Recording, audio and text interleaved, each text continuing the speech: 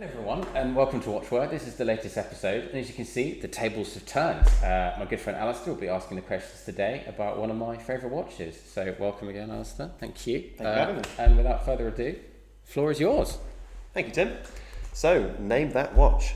So I actually can't name it because it is a vintage watch, but it's very beautiful. So it's an Omega and it's from the 1930s and it's got these wonderful Breguet hands, which I'll talk to you about later on. But like I said, 1930s, sort of Art Deco style, and just a very beautiful watch.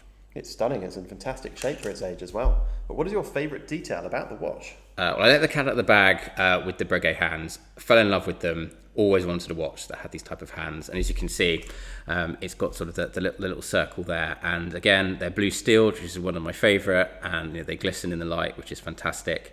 And it's something I always wanted to own. And this came along on the internet, and I was like, I have to have this watch. I love vintage watches over sort of modern luxury ones. And it was something that I just had to buy. And that's exactly what happened. I certainly agree. Those hands are very, very delicate. They look wonderful. So bar that, what else do you like about it? Well, I'm not a big gold watch fan. Much prefer sort of stainless steel or silver. But it just complements the watch so well. The actual dial itself is so like white, and you've obviously got the black numeral hands, and it does just sort of make it pop. And I've grown to love it. So when you ask what are my favourite things other than the Breguet hands, I think it is actually the watch itself in the gold. It's just beautiful to look at. Other things, I quite like the crown on the side as well, as you can see here. I think it's just the right shape, and it just gives it the right presence. As you know, I'm a big fan of sort of second hands, and I know this is on the smaller dial, but again, I think it complements it really well. And I think those sort of three things are the things that I like the most about the watch, and I'm always looking for an excuse to wear it. It's a beautiful watch, I must say. You mentioned the gold around the actual case itself, but is there anything you'd actually change? Well, you know me, wrist is quite small, so having these modern watches that are sort of 40 millimeter plus don't really work.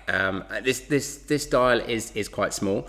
If it could be a few millimeters bigger, that might be preferential for sort of the modern wearer. But I mean, to be honest with you, I think that'd probably be the only thing. It's in great condition, as you can see.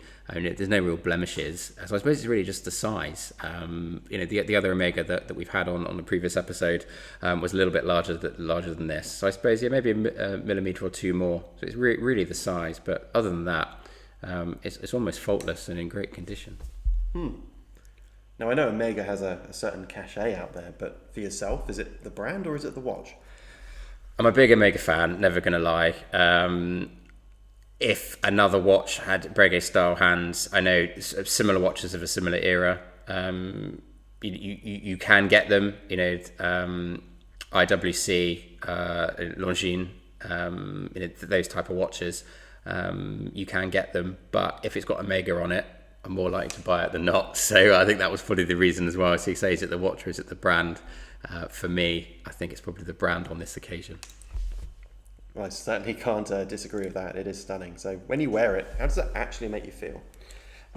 Saying the word important makes it sound a little bit ridiculous, but so many people have modern watches, and I'm not going to completely put them down because I have modern watches, but it's just you lift it up from the sleeve and you look at it, and no one else has one. So it pains to say unique, but out of 1,000 people, I'd find it very hard for someone to have a similar watch, whether it's from the era, whether it was the gold watch in this style, whether it was with the Breguet hands, for example. So for me, I suppose it is that uniqueness that others don't necessarily have a watch like this, and you wouldn't see it every day.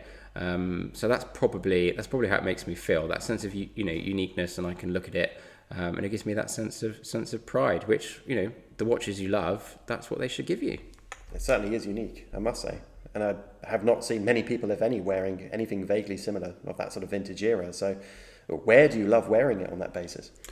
I mean, it is a dress watch, so I suppose it must be with a suit. I mean, on occasion, I've worn it out to other things. I suppose, a nice meal, that kind of stuff. But, but just wearing it in work, with a good blue suit. Again, you're trying to get the business deal done, or you're meeting clients for the first time. Again, I'm not going to say it feels like a lucky watch, but, when I want to go into like a meeting when I haven't met someone before, put it on. Again, it makes you feel confident, makes you feel good about yourself.